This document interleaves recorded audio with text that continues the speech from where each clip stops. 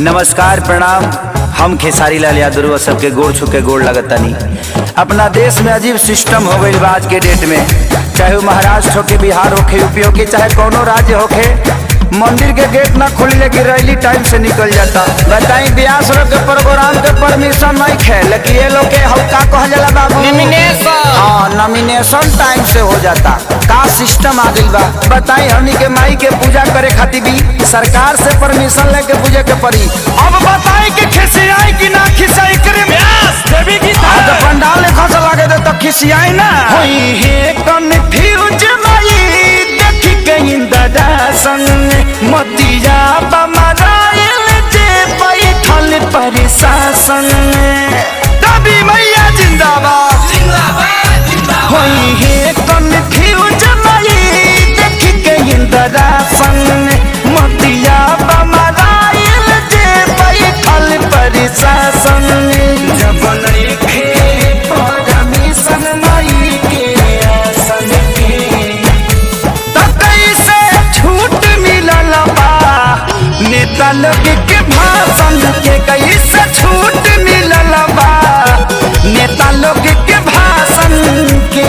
तभी मैया जिंदाबाद जिंदाबाद जिंदाबाद अरे भैया जिंदाबाद जिंदाबाद जिंदाबाद। अड़हुल फुलवा कहाँ चढ़ेगा, लाल चुनरी कहाँ चढ़ेगा।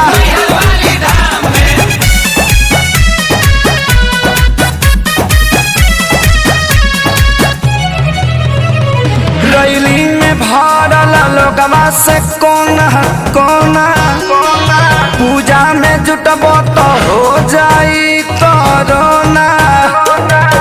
भांग खा के कानून बनावत रहलो।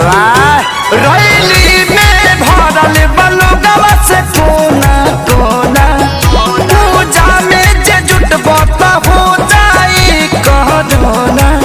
परिभाषा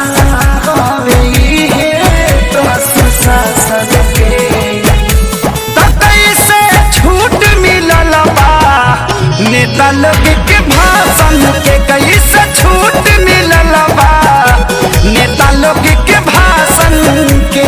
ताजा नारियल कहाँ चढ़ेगा, धूप अगरबत्ती कहाँ जरेगा।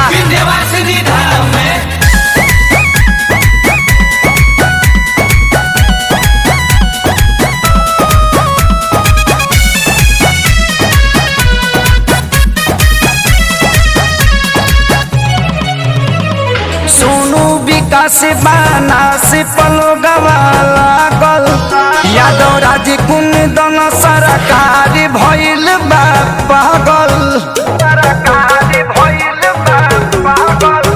सोनू विकास बाना से पलो गवाला गल, यादव राज कुंदन सरकारी भइल बा पागल।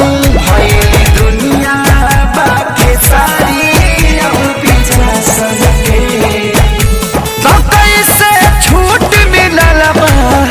नेता लोग के भाषण के, कोई से छूट मिलल बा नेता लोग के भाषण के। जले माई के मूर्ति ना रखाई तले वोट ना दियाई। जय माता दी।